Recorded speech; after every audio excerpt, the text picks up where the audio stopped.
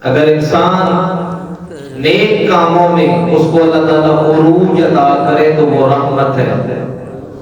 अल्लाह ताला किसी को एक अच्छा आलिम दीन बना दे, दुनिया उसके इल्म की वजह से, उसके तक़वे की वजह से उससे मोहब्बत करती है।